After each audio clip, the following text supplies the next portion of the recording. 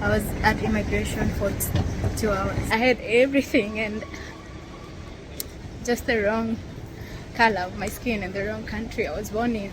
Trying my best not to cry. I am finally saying goodbye to Argentina, and I just got through immigration. So the process was quite rigorous because I had to wait for 1.5 hours until they confirmed. Okay, so I am now in Bolivia, in La Paz. I made myself a cup of tea because they said to do that and get a cookie for the road. And I just got here and I wanted to record this when it's still fresh because I also don't want to relive it tomorrow. When I wake up tomorrow, I want it to be a new day, and I don't want to remember. I'm gonna remember. I'm gonna still edit this but I don't want to tell it all afresh again.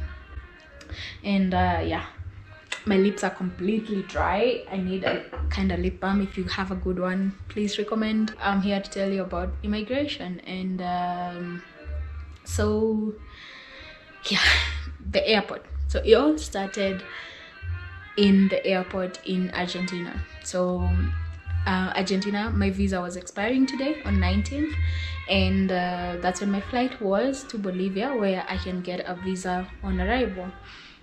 Bolivia has 3 group categories. Has the group 1, where visa free; group 2, visa on arrival countries, which a lot of countries are on that list; and group 3, which you have to get a consulate visa. Kenya is on that list on group 2. Group B, where you can get a visa on arrival, and there is nowhere that says anything else except the documents that are needed. So this morning I went and printed all my documents and made sure I had everything I needed, and I took an Uber and went to the airport.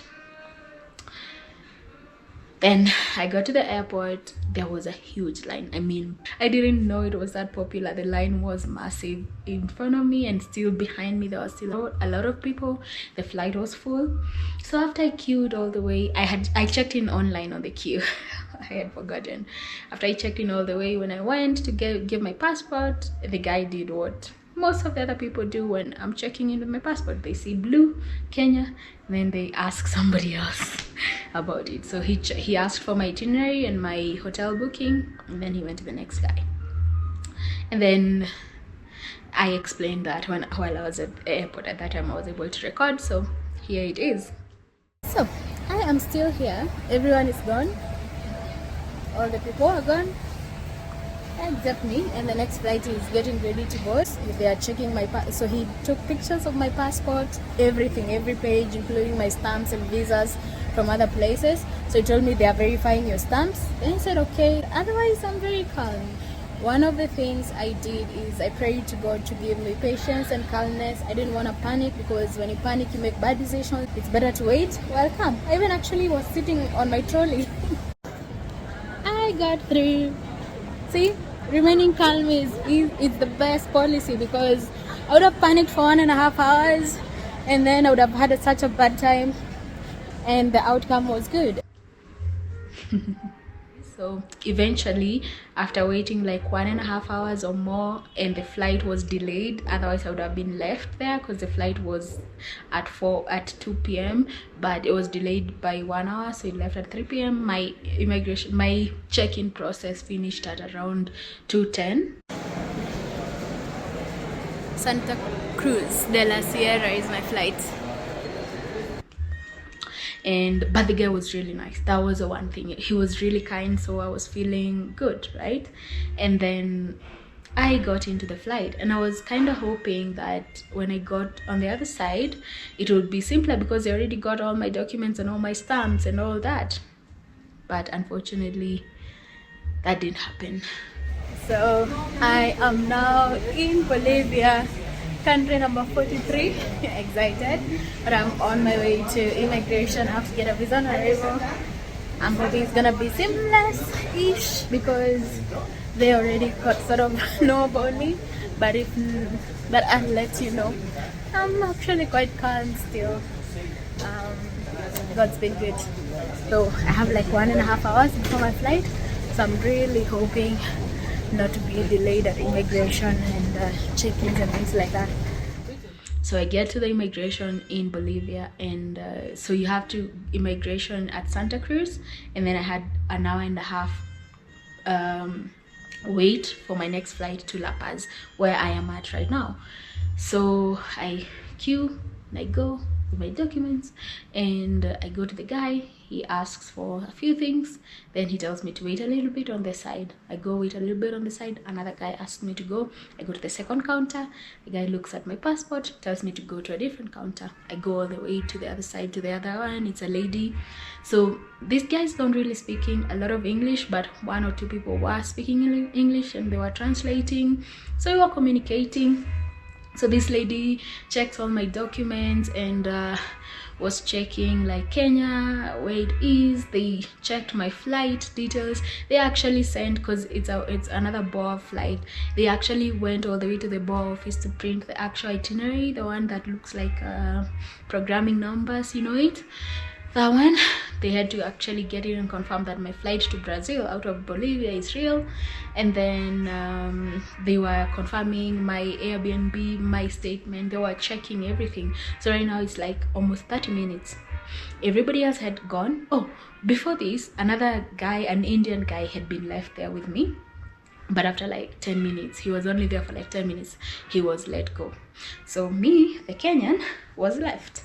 And I don't want to mention black, but there it is. I think it plays a part, unfortunately.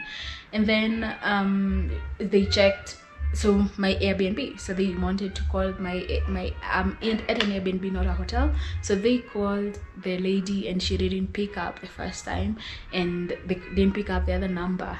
And so I told them that I'm traveling with my friend. You know my friend Yuki, I just met her. She's actually amazing.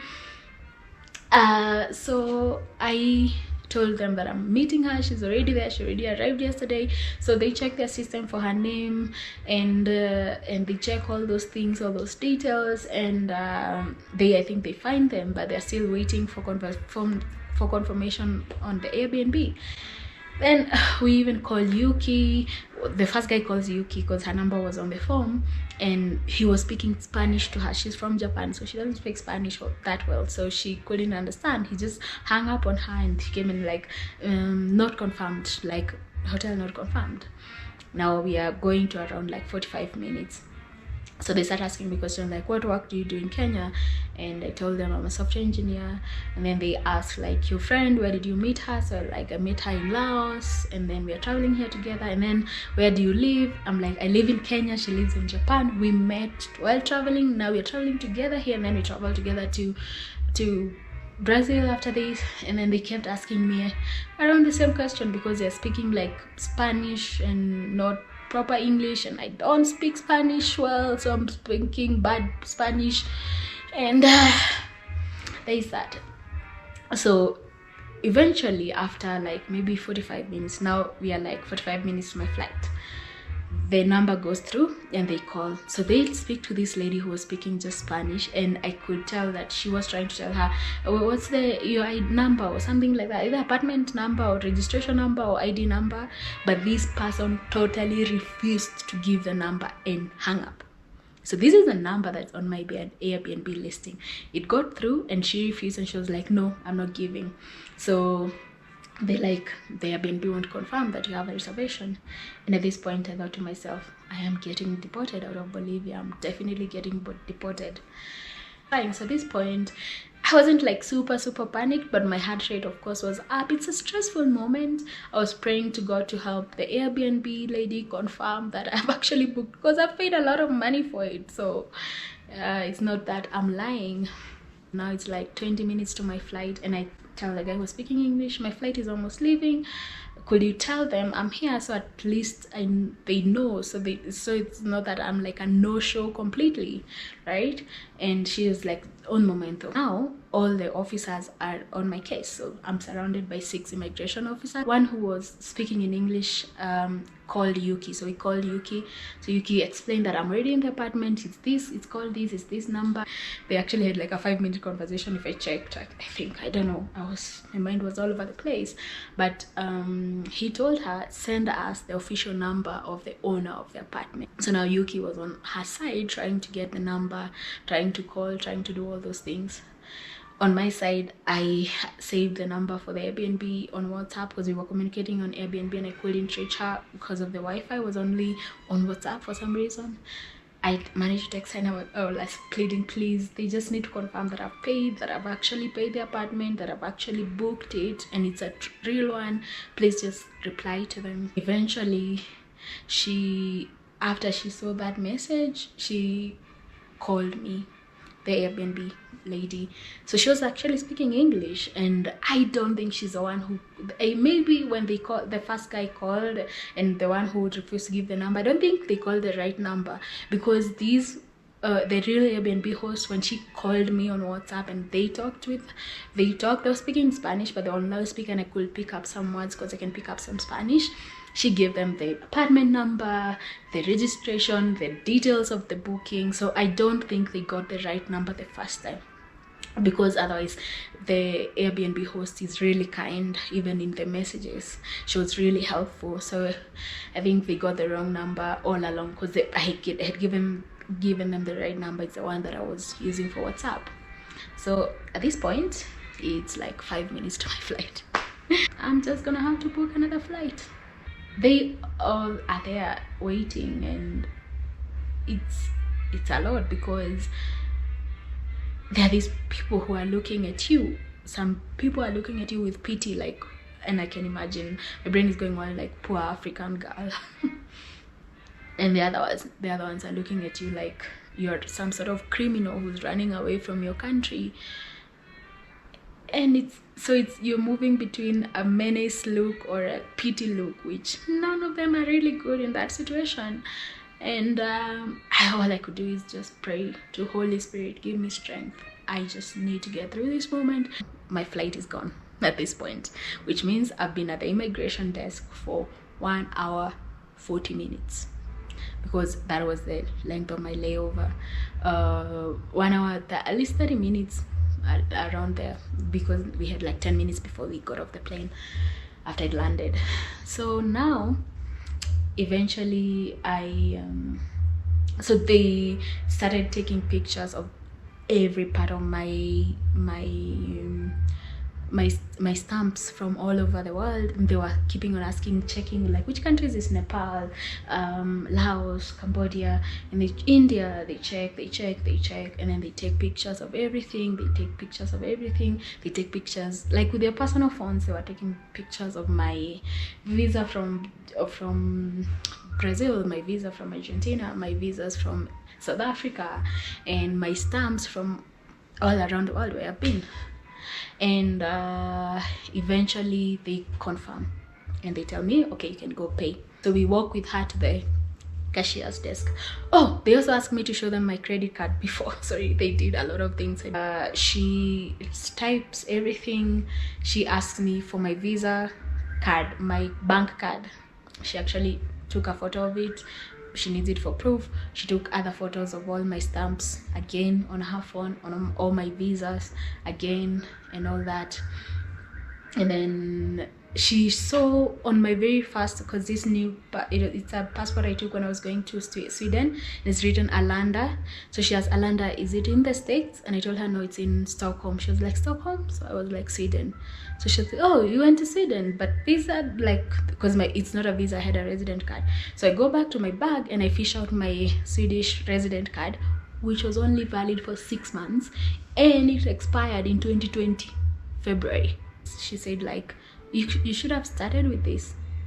So apparently me having an expired residence from Sweden from 4 years ago, we're in 2020, 1, 2, 93, from 4 years ago, is enough to validate me more than my passport that has all those stamps, or more than just me having all the right documents. And that was disheartening because it has happened before. Like in the Philippines, they also asked for like, where is your visa for Sweden? And I was like, I don't, because that time I had not actually carried the card, so I had to go through my OneDrive account and find the photo from 3 years ago to show them that I had been to Sweden.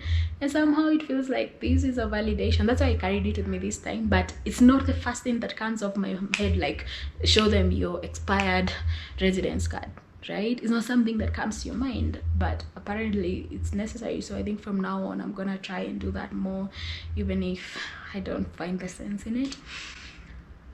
It's just frustrating, to be honest. She wrote the visa, she took a photo of me. It is hilarious. I was just like done, and I couldn't even muster the strength to make my face look any better. So my visa photo for Bolivia looks really odd. You can clearly see I was having a bad day. And then she finished everything and wrote the visa. Then I went to the now immigration. They stamped me in. When I was checking the stamp, because I always do, I also check the visa. I had not checked the visa before. Guess what country they wrote as my country? Kazakhstan. So I had to go back and tell her, sorry, you wrote the wrong country. So they had to remove the visa from my passport. Good thing it was not stuck yet, so it didn't spoil my passport. And repeat the process of taking my name all over again, another new picture. It was done. And then when I went back to the immigration, because he had to now change, I think, the visa number, he actually started taking pictures again of my entire passport with his personal phone. And at this point I'm like, is that even allowed? Because it's okay for the cashier who is doing the visa, but why is he doing that? And he's already like stamped me in. But anyway, I was this close to being deported, so there was no way I was gonna say anything. And yeah, so welcome to traveling as an African. I've already missed my flight, the next one to La Paz, because I was at immigration for 2 hours almost.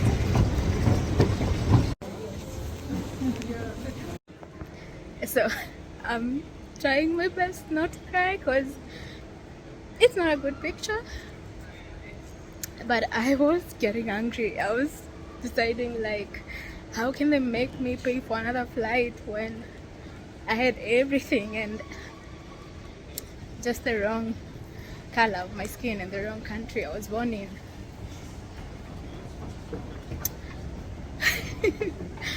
But when I took the boarding pass there, they just changed my flight, no questions asked. So I don't know if these tears are of joy or frustration or a bit of both, but yeah. Oh, I forgot my tea. Let me sip. The next flight wasn't way too late, and I got on it. And on the plane, it was a roller coaster of emotions, because just sitting there and thinking what I had gone through took me back to all the other places, to Hong Kong, in exiting and exiting where I was literally squatting in the airport, crying, weeping with my mask full of tears because of the frustration I'd gone through just checking in, to Malaysia, being delayed and delaying the bus for like 20 minutes, to the Philippines and them asking me for all these details, in almost like remove your heart and show me you're human, you know. And so I had a good cry, big girls cry too. And then after that I started listening to worship music, which kind of reminded me that, you know, God is always with you. And for the Christians, you know, the story of Shadrach, Meshach, and Abednego, they were actually thrown in the fire. They were there in the fire, but God got in with them. So I think that's the message, that you're gonna be in there, and it's gonna be scary, but God's gonna get you through. And the sign for me that God was with me is this kind person at the customs. Is this boarding process that they didn't even ask me a question. They just changed my flight, this flight that wasn't delayed. And the best part of it was me finding Yuki at the airport. She actually came to fetch me. She offered, and I told her yes, you can do that. So I didn't have to worry about the same card or ATMs that I usually do, or transport, because she had already come. She had already organized Uber, and she came to get me from the airport, which felt really nice. And I'm currently with her. She's in the room. It's another story. We actually got locked out of our apartment. We are gonna deal with it tomorrow, but today we're in this nice hotel, so we don't really care. And we're gonna sort everything out tomorrow. But it's very beautiful, and it has free tea, so sip tea. So yeah, in the end, I recognize that I'm privileged and I'm blessed. I mean, this is country number 43, you know, so it's a blessing. But there's also frustration of going through these 2 hours of questioning and doubt, right? And having to do it every time I go into a country, it sort of takes away from the joy in that country a little bit. And it gets to a point that I'm like, is this even worth it, right? But I'm gonna keep pushing as long as I have the strength to. But at this point, I have the strength to travel still. It's my passion. I love it. I want to travel all over the world still. I do not have the strength to explain myself anymore. I don't want to prove that I'm human and I'm worthy just because my passport is blue, it's from Africa, and I'm black. I don't want to have to do that every time. But I think I'll have to, as long as this is my dream and it's like the cost of my dream. On the other hand, I have a good career, a good job that lets me travel around the world, a good family. My family checks on me all the time. They call me all the time. So I'm blessed. I know I'm blessed. But this is still frustrating. And at the end of the day, I'm trying to hold on that trust in God that I'm going through this, but I know you're with me. I'm in the fire, but I know you're with me, and nothing's gonna happen, and I'm gonna make it through. And then I do, and it feels so good because there are these tiny blessings. And I'm getting emotional now, so I'm gonna stop. But I think the lesson is trust in God, but also I do wish the world would be more open and like informed, you know, that Africa isn't just this pit of fire that we are all running away from. And I know the news don't show much of the beauty of Africa in that way, that we don't need to run away from it, that actually I always miss home and I want to go back to visit my family. But they all seem not to know that. And yeah, that's the disheartening part. But anyway, thank you so much for watching this, I don't know what to call it, rant, confession. I just keep humble, open and transparent. The reason why I'm putting it out here on YouTube is just so that it's out there. It's the reality behind all these waterfalls that I love and snow. I have a lot of fun, but behind all that is this painful process of having to prove myself again and again and again, and it gets more and more frustrating. But God's got me, and I am finally here at my country number 43, Bolivia. Oh, the last few hours have been a roller coaster of emotions, literally. But I'm here, and you know the good thing about going through all that at Santa Cruz and getting the flight here is that now I get to just pick my bag and go on with no questions asked. So I can count this as my second chance. Alright, I'm gonna go shower and sleep now. Well, deserved sleep. Bye.